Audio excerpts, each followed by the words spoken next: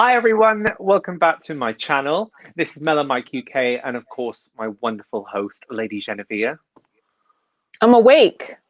We're I awake. keep ending up asleep when we're supposed to get on a call to record, but I'm here, so we're late, but we're here. So we are addressing the third semi-final of Melodifestivalen that happened over the last weekend. Oh, do we have to? What a letdown of a show. Anyway, carry on. I might have a bad attitude for this entire episode, but I'm mixing it up, giving you a different flavor every time you have me on your show to... What are they going to do? Tell me not to come to their tour anymore? I already don't do that. Yes, 2 acts have gone to the final, 2 have gone to Andra Chansen, and we are going to go through the results. So starting with song number 1, Still Young by Charlotte Perrelli. The diva is back, and the diva went direct to the final. Gotta be honest, I'm a huge Charlotte Perrelli fan. Love Take Me to Heaven in 99. Hero 2008 was phenomenal. The Girl was such a good comeback in 2012. I had very high expectations, as you would have known from last week's episode. The song was written by the majority of people who wrote Kingdom Come for Anna Bergendahl, so my hype was really big for this one. Had this not been Charlotte Perrelli, I would have been really excited. But I just wasn't as gagged as I thought it was going to be. I could absolutely hear the Smith and Tell reference that everyone was talking about last week. I could hear that influence in the song and that they wanted to inject a really big Swedish radio hit from last year into the contest and make it schlagerish. And I mean, it worked. She's in the final, but that's also because this lineup was not competitive at all. But no, it was a totally different energy. The last 2 Schlager songs she's competed with, Hero and the Girl, had full-on dramatic performances that elevated and grew throughout. And this just felt a little bit too clean.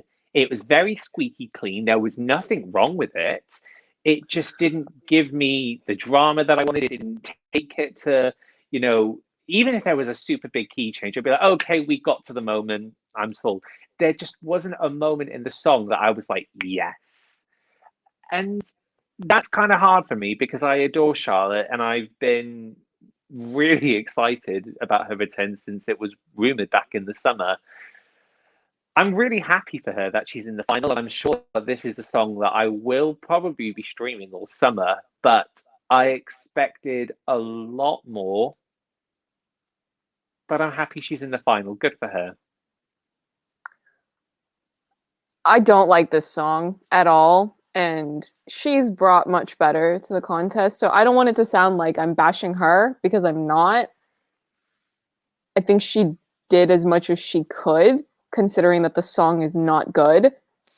It's so just there's not it gives me nothing. It's so just 1 2 3 4 1 2 3 4. Like, can you put something in melodically, rhythmically? Can you give me something? Oh my god, it's literally the meme. It's Miss Juicy. It's the meme that, can you come up with something else? It's that. It's that. It's just untoasted Wonder Bread. It's very one-dimensional. No spread on it, no seasoning, no nothing. It was just so like just plain chapstick. Plain chapstick. No scent, no flavor, no cute decoration in the packaging, nothing. It was just, the song was so just nothing. Like, honestly, if this had not been such a lackluster roster in regards to overall song quality, staging, just overall the caliber of this week. Let's move on. Song number 2, Emil Assergard for the song Om Allt skit sig. I was very surprised. I had a lot of expectations for Emil going into the semi-final. I have been a fan for a few years, and I know he's tried for years to compete in Melodifestivalen. Based on sort of what I was expecting from what I heard going into the week, I thought, oh, this could be a bit of a mess. I thought it slapped on Saturday. I think it was very similar to Charlotte's song in the sense that we had that Smith and Tell vibe that was there, and you could hear that. But this was very well performed. It was very, very energetic.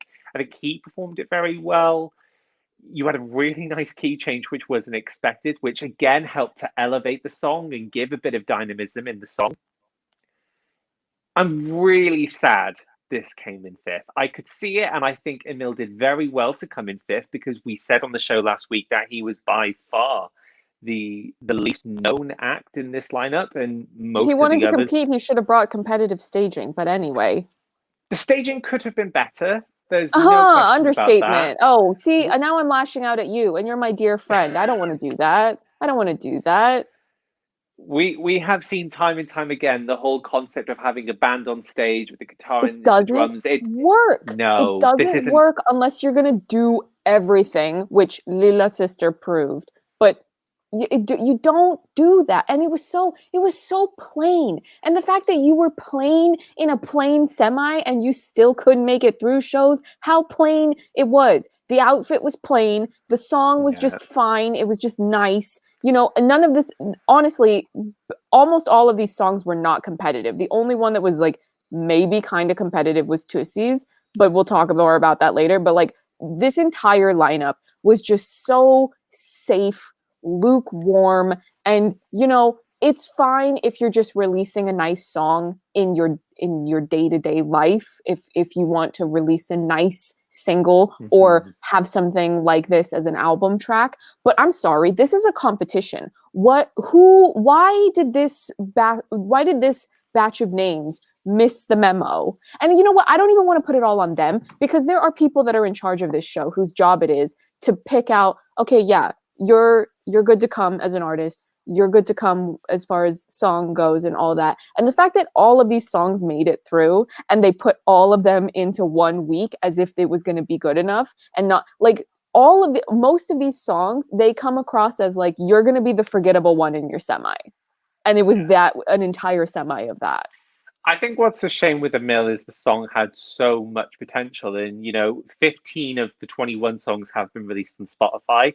It's had the highest debut. It charted at number 6. It had 2 consecutive days of over 100,000 streams in Sweden, which no one else has done so far, which goes to show Sweden really liked this song, but it lacked a punch in its staging. Had the staging been given something with a little bit of seasoning on Literally it, anything. They could have done literally anything. There was no concept. There was no vision. There was no aesthetic. It was so plain looking. It looked like a group of people just warming up the stage, testing the equipment. You didn't look like you were there to do a show. And I don't understand what happened. Like, I genuinely want to know what was going on behind the scenes. If it was just like they got so burnt out killing it last week that they couldn't, by the time it was time, they needed a nap or something. I'm like, okay, but this is literally your job. You've had months with these people. You've known what the songs are.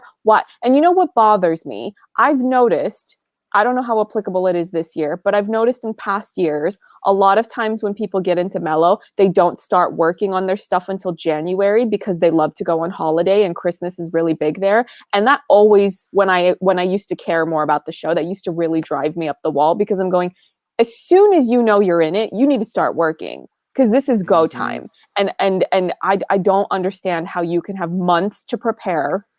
And this is the best that these people are coming up with. And, you know, for somebody like Emil, I don't know much about him as an artist, so I don't know what his background is. So he might not have the knowledge and the technical skills, and like his creativity might not manifest in a way where he's coming up with visual concepts. But at the same time, it's like, okay, but if you're going to be in Mello, then there are people whose job it is that they're supposed to make sure that you get out on that stage and you don't look ridiculous. And I'm not saying that I'm not honing in on him, just him. I'm talking about this entire week. Yeah.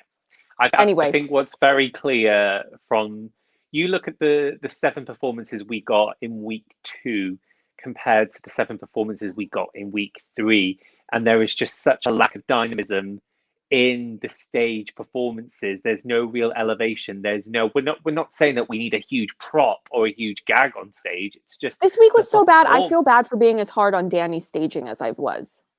Yeah. That's how bad this week was. Like, I honestly, I felt bad because I was going, man, I came for Danny's staging so hard. Now, mind you, a lot of that came from the fact that because he's such an established name, so it's like you have all the means and resources and connections to have your staging be completely on point. But for this entire lineup to be so lackluster in how it was presented, none of the staging concepts really wowed. The only one that I felt like, okay, it's okay, is Tusse.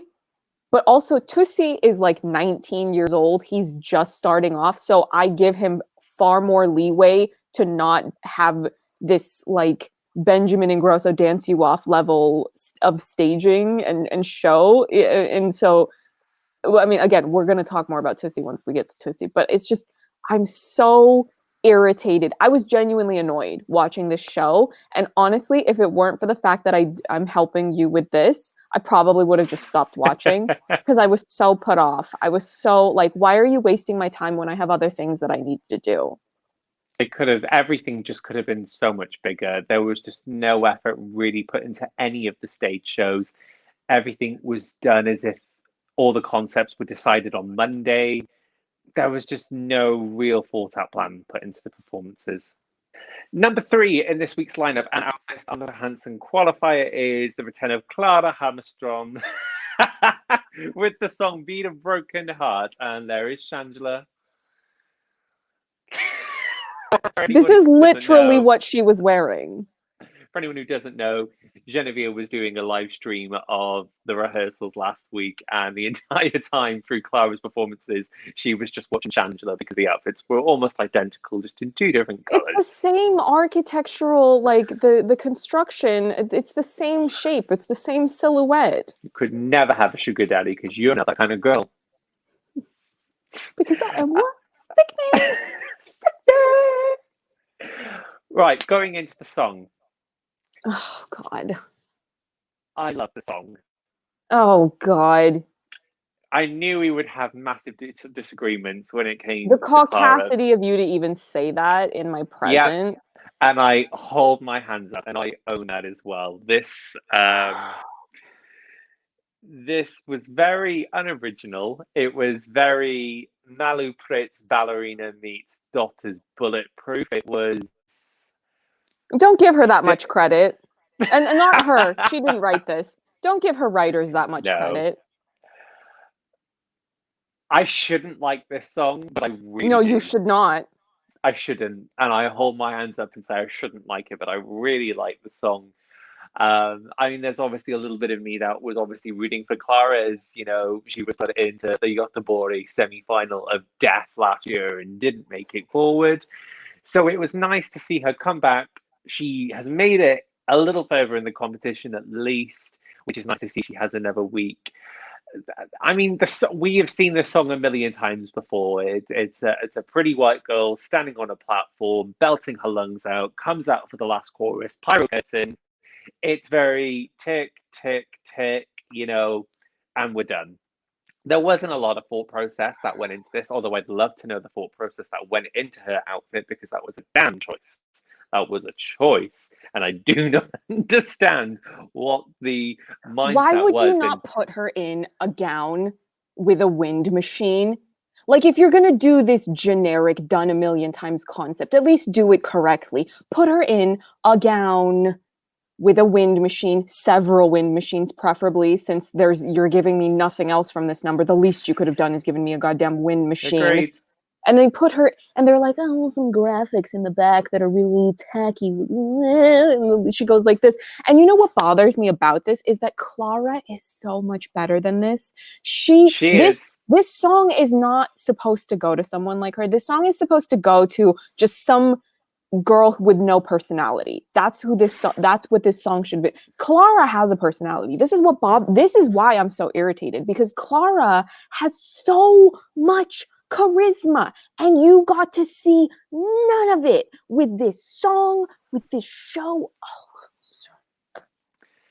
It was beyond unoriginal, and that's why, I consider this song as, one I shouldn't really be a fan of. And I think had the semi-final been a lot more competitive, maybe I would be looking at someone else. But I've been a long-standing Mellow in Eurovision fan for a decade and a half, and there is just something very nostalgic about this sort of song, which is very comfortable with me. It isn't revolutionary. It doesn't bring anything new to the table.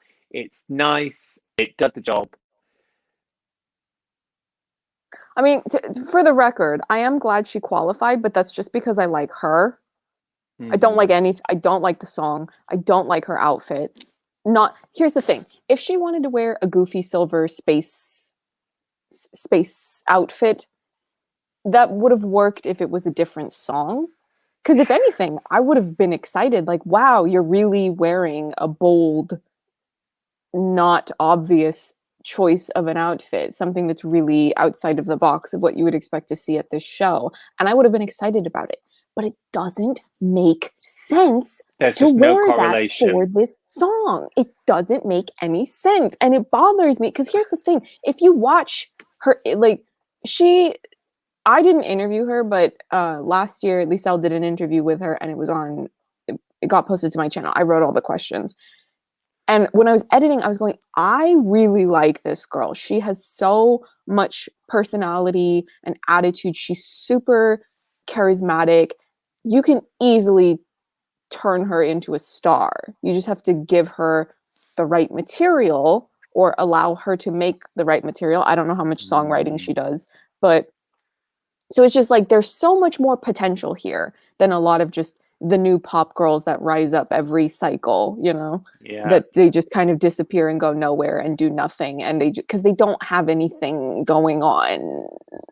So this girl has something. That's the thing. And that's what bothers me. Is like, why do you have to put her with this generic do nothing song? And again, I am happy she qualified because I like her. And I'm happy for her on that principle.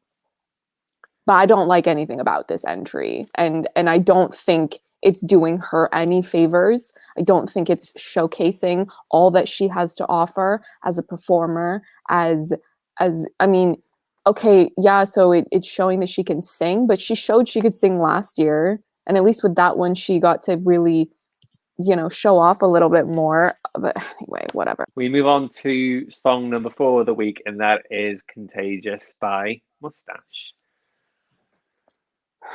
This time last week, I did not take the time to educate myself to understand what was going on with this group. When we filmed last week, I remember saying to you that of the 7 acts in the semi-final, that this was one of 2 I was most confident of going top 4. And I think under normal circumstances, this would absolutely have gone top 4. And then I learned what was going on. Wow, good job, SVT.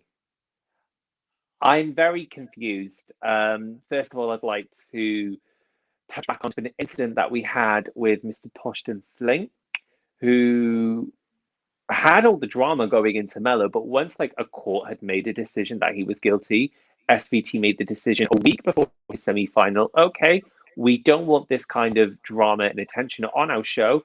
Torsten Flink, sorry, you're disqualified, which was a very fair decision to make. The judgment has already been made for Ralph. Like, a judge has sat there and said, you did this wrong and you have to pay. So why SVT thought it was acceptable for this band to be on stage on their biggest television show of the year is beyond me. I'm actually really happy to see that across the few days leading up to the semi-final, there was so much boycotting going on across Sweden. There were so many women who were, were standing up and saying, this is wrong. This is not okay. And I was very surprised, but very pleasantly surprised to see that they didn't advance any further. I think had the drama not been there and Ralph hadn't been, guilty of what he'd done, I think there was a fair shot this band was going to the final. But it's very nice to see that Sweden actually woke up, smelt the coffee, said no to this disgusting person, and said, no, we don't want you on our TV show. We don't want you on the stage. Get off. And they came in sixth, which was a very pleasant surprise. The song, Little Sister gave me everything I needed. Done. Moving on. I mean, I'm not going to air out everything I could air out, but I already knew that they don't care about stopping toxicity, that they're more than happy to let it flourish in their house, under their roof. So I didn't know when we were recording last week about the not just allegations, but a conviction has gone through apparently. And when I found out that they were not being disqualified or removed or whatever word you want to call it, it didn't surprise me at all. No. Because I've been there, and they don't care. They don't care. Now, I'm not saying that everyone who works there doesn't care. But listen, we're seeing so much happen with Hollywood right now. And that's an easier reference for me to make because it's people that are actually famous that you've heard of. So many men are getting their reckoning in 2021. We are barely into 2021, and we've had Armie Hammer, Joss Whedon, Shia LaBeouf. I know I'm going to forget because there's so many. Woody Allen is getting all of his stuff dragged up again, rightfully so.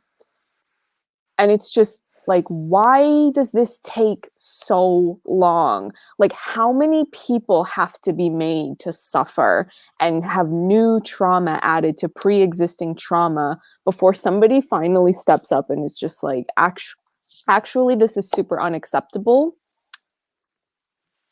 And they don't care, and this has been a very hard time of the year for me for a few years now of just like, again, I would not be doing this show with you if you were not one of my dear friends, because I know that we would just be chatting all the nonsense anyway, regardless of whether or not we were recording it to put on YouTube. But I don't have nice things to say, and I think some people have picked up on that by now, but it's just, listen,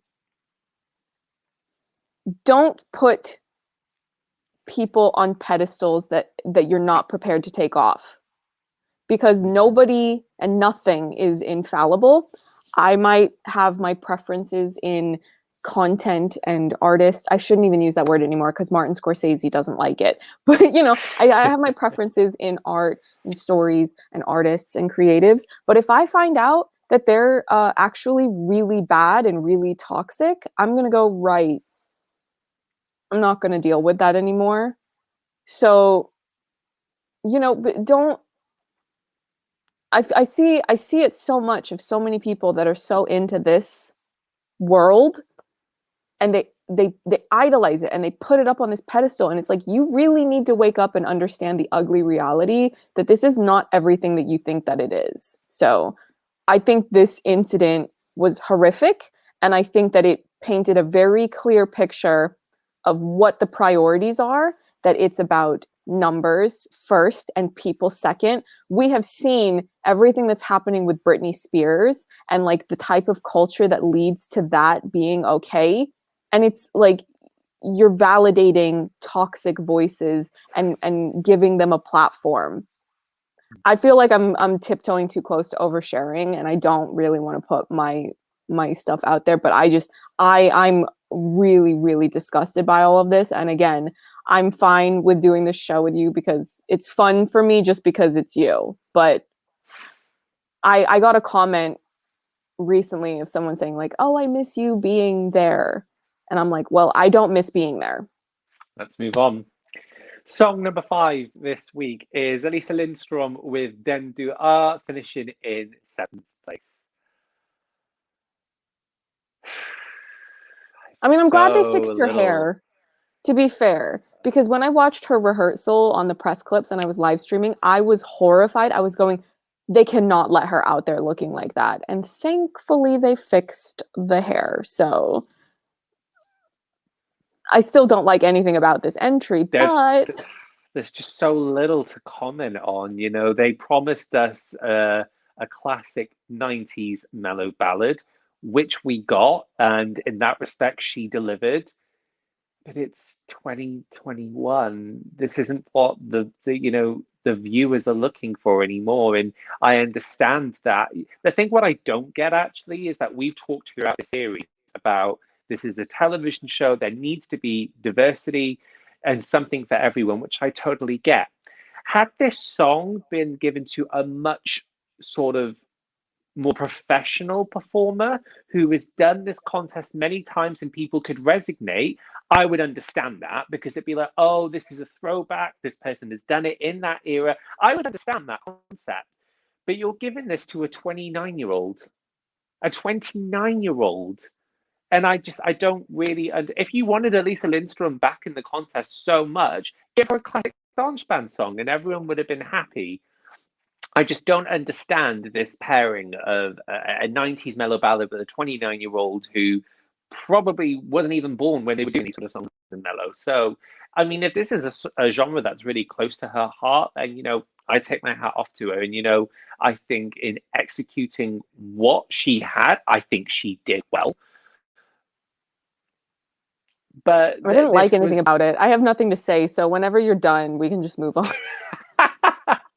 I don't like anything about it. There's like, what is the point in me nitpicking every detail of all of these entries, being like, you did this wrong, you did everything wrong, basically. It's what I think in terms of songs, it was a very clear seventh place. There was not going to be any movement. I thought there was a chance her name could have driven in a few extra votes, but it clearly didn't. Maybe next year, Elisa, bring a dance band song. We'll like that. Moving on to song number 6 this week. It's our second Andra Chansen qualifier, and that is Alvaro Estrella with the song Baila Baila. This is not what I expected in the slightest.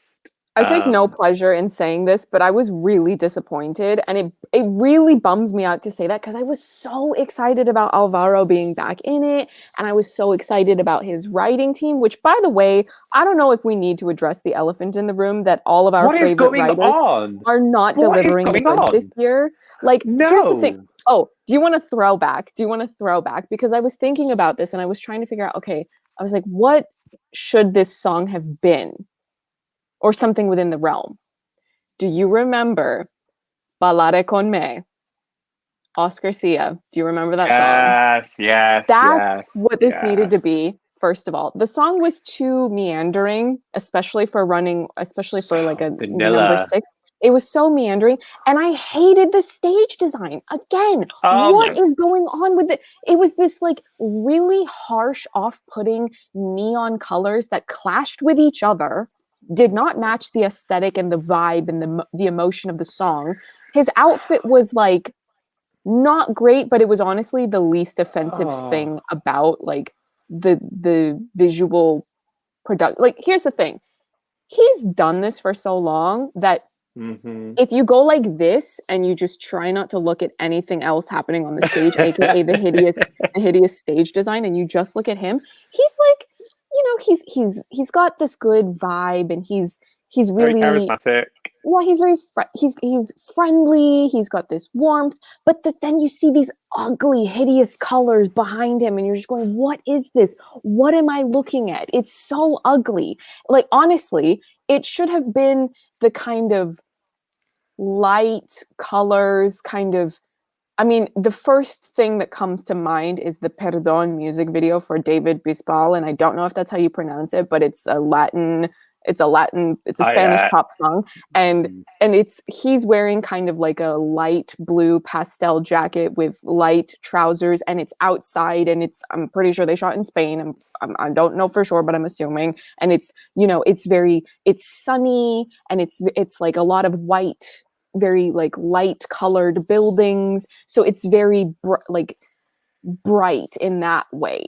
And I feel like if you have the pillars architecturally, I don't hate that as a concept, but no pillars in Latin countries are neat. Well, maybe some if you go to like certain more artistic boroughs and maybe they're painted, but the general aesthetic that comes to mind of what are these, you know, these are buildings that have presumably been there for hundreds and hundreds and hundreds of years.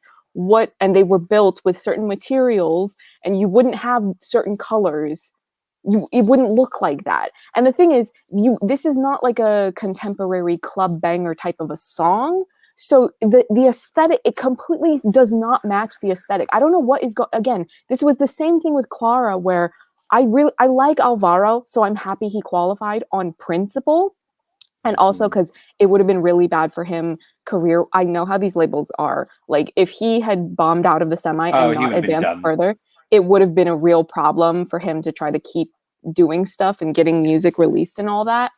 So at the very least, the fact that he's advanced to another round, it's a little better. But anyway, but I don't get like why this was the song. I don't get this idea of being like, that this song was being made and they were going, oh my God, this is the song. This is it. This to me reads like an album track. Again, an album track. Why is this semi full of album tracks? Is this not a competition? Did I mess the memo? It's so baffling. Honestly, we can't change the song. The song is going to be what it is. They need to completely change the staging because it's so ugly and it's so unflattering. And I'm really upset, like, on his behalf. I don't know why they're lying to him, the people that are doing this, and being like, yeah, this is a great bit. It doesn't work. It's so ugly. It's so hideous. It does not match the song. Again, if this was an electro pop banger, then you could make those colors. You still need to, they're very clashing with each other. There's no cohesive color design, so that's a problem. But the general concept of these really harsh neon colors could work with a different song. They don't match this song. This song is not neon, like neon lights, neon colors, the overly harsh, saturated, that's a completely wrong aesthetic. Like even last year with Vamos Amigos, there was a lot of red and black, but it was like warmer lighting and it didn't come across as harsh because you have this big architectural structure, but it painted a very clear picture. It was very, you know, like we're painting this particular like we're bringing to life a certain neighborhood, like this is the borough that we're from or something, and then that's what we're going to put on stage, and that came across. That worked. This did not, and I'm really upset because Vamos Amigos was my favorite song and my favorite entry last year, and so I was really looking forward to and Bedroom, even though it didn't deliver live as well for a few different reasons. He was super nervous. He was stressing about his inner ear thing because it malfunctioned during one of the dress rehearsals. He said that in the interview session that Lisa and I had with him. And that came across of just his head wasn't in the game and the staging was just kind of meh. But the song slapped at least, where that's why people are still willing to look back fondly on it and going, yeah, I know I didn't deliver live, but Bedroom is still a bop. This song isn't even competitive, but you could have at least elevated it. You could have helped it out with great staging. And they didn't do that.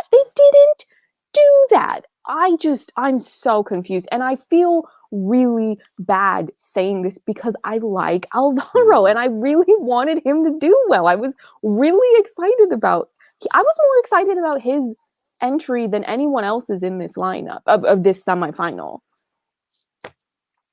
You know, I take no pleasure in being let down. No, you look at the staging for Vamos Amigos and it just worked. It was, very engaging. It was just great. This felt like he was teaching, salsa down at the community center. There was no energy on stage. The color scheme was completely off. It was just so, and again, the songwriters behind this, that alone promises so much, and it just didn't. And for me, I think this is a really catchy song, and I have listened to the song quite a bit since Saturday. Lyrics in Melodifestivalen. are not known for being the most original and the most creative. But there were a couple of lines in this song that I can't. We have, Viva Love Forever, you and me together. When the sun, we can dance away, away, away until the break of day. Come here and touch me slowly like I'm the one and only. We even had the fire and desire rhyme in there. It just, for me, I feel more let down by Joy and Lydia. These are people who we expect so much more from in this contest. And like you sort of touched upon earlier in the episode, it's been a disappointment from the Dream Team in terms of the quality I'm of literally songs about to we've play got. Ballada con me in my other ear while you're talking, just so I can. Just to get some sort of vibe. Um, no, this was just, it was so disappointing. It still slaps. I think Alvaro was very lucky to get into Andra Chansen. I think had we not had the drama of Mustasch, I think Alvaro was more than likely to be eliminated in this semi-final. It's just frustrating. I think he's going to have the. I don't know. The thing is with the Andra Hansen duels is that it's you and another person, and if people on that Saturday are feeling, a slightly more party anthem, he may have a good chance of going through the final. If he makes the final, I don't think we can expect a great result for Alvaro. So moving on to song number 7, and it is our second qualified to the final. It is, of course, Tusse with Voices. I mean, it's no surprise. He was the pre-favorite going into the semi-final. I think he delivered. I think he delivered a really good, solid performance.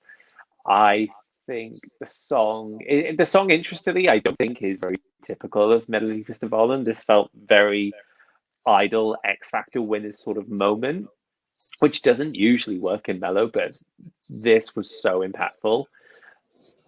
I want to highlight the fact that we had 4 black dancers on the stage with him, which could possibly be a Mello first. I'd have to go back, but I'm not quite sure if we've seen, an all black team on stage before, especially as a closing song. This was just done so well. Well, maybe I think Jon Lundvik, but that's backing vocalists. It's not. True. But yeah, it's no, it's good. And the thing we were talking about Tusse before we started recording. I literally have Pitbull in my ear right now. But anyway, we were talking about Tusse before this started, and we were making the point that the song on its own is so just whatever. It's just so not anything that we would pick out of a stack of demo tapes. But the thing with Tusse, and because I had a session with him where I talked with him for a bit, Lisel did a really good interview with him, and he was really open to sharing about himself as an artist. And when she asked him about his song and what the song means, and when he's explaining it, you can tell he really believes in the song. And both you and I were talking about how that really came across when he was performing it.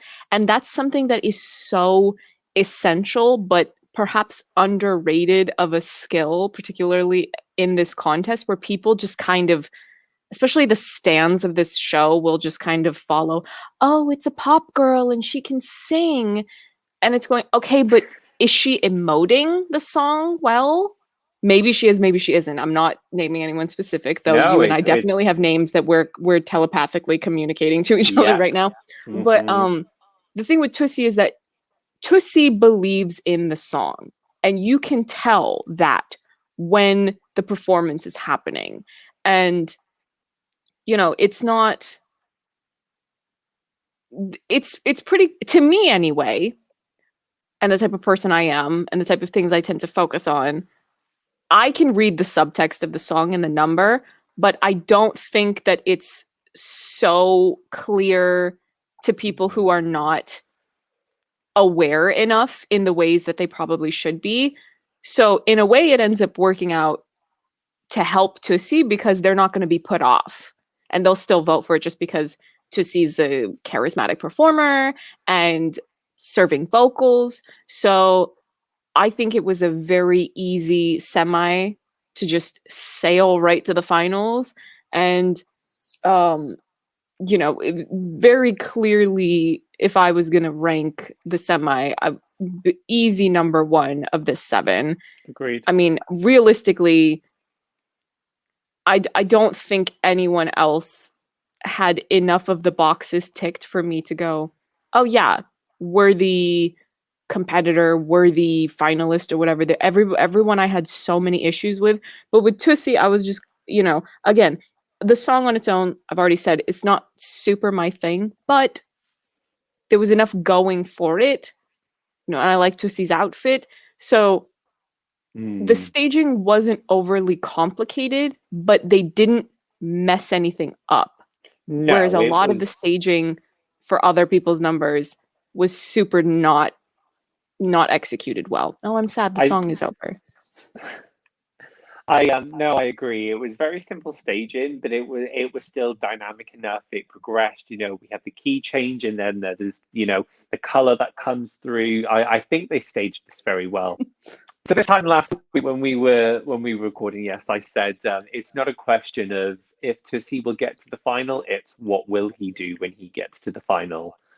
And I think of the 21 we have so far and the 6 acts we have in the final, I would put my money on this one going to Rotterdam for Sweden. This just feels the most complete package. I think, a lot of people right now see it's either Tusse or Dotter. I think Dotter it doesn't come across as sort of warm and engaging as Tusse does. I think as a televoting act, Tusse is more something that the Swedish public are going to sort of get behind. The jury may be more preferable to Dotter. I'm not sure. I think until these songs come out this weekend, they'll be out on Saturday. The whole bunch of songs. Until we sort of see streaming numbers, I think it's very difficult to gauge. I was about to say that. And it's going to be interesting because I think Tusse's song will not be as well received on Spotify as Dotter's song, but Tusse's is more of as a stage show. It works live. Feeling. Yeah, I think it's kind of like Jon Henrik, where Jon Henrik doesn't necessarily slam. He doesn't. I mean, he could body slam everyone because have you seen those gym posts? Sorry, I'm being disrespectful, but the point is that Jon Henrik doesn't rack up streams as naturally, but anytime he comes to Mello, he's high in the televote.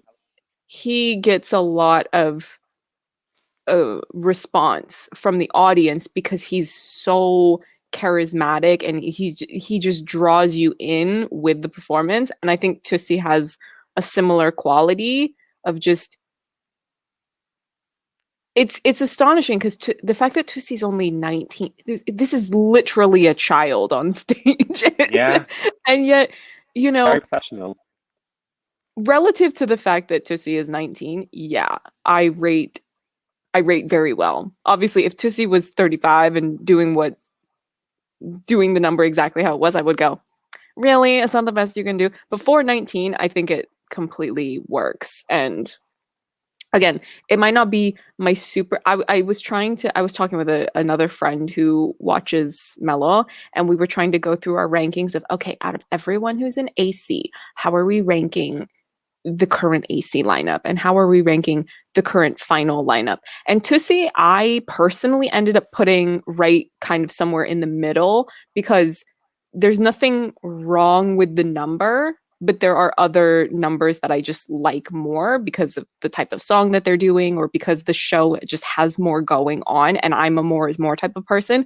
But I really can't fault anything that Tusse is doing relative to what the song style is and what the concept is and how you stage a song like this. So I don't really have any major critiques. No, I well done. The only time I'll say that about this lineup.